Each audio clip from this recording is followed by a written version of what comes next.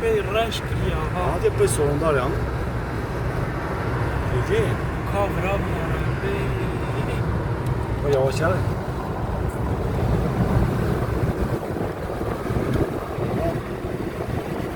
Cennet deyip yani mala tahvona ya. Mala tahvona bulgati ya. Ya bu şey ya. Avra bir yerden bitti hatta. Kavra. Vay baba hatta bir ara senemiş ya. Allah deyip bir şey ya.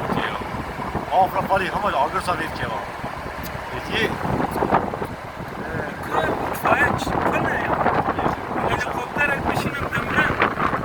Tüm aletleri bir de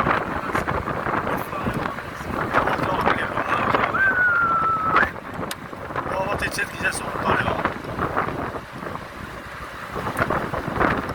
Sonunda ne bakın. 7-80 peşe bırakıyor. Ha?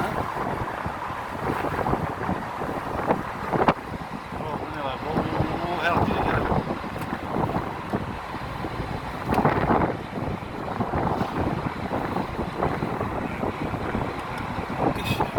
Aha, çağ bitti ya. Ya sen bina ya.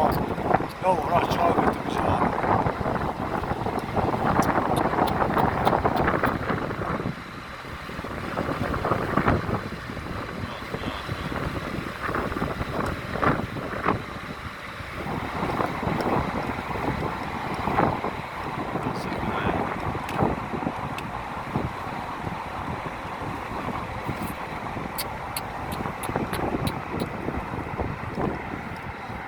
Bir arayla bitiyorsa hatta joy şu an.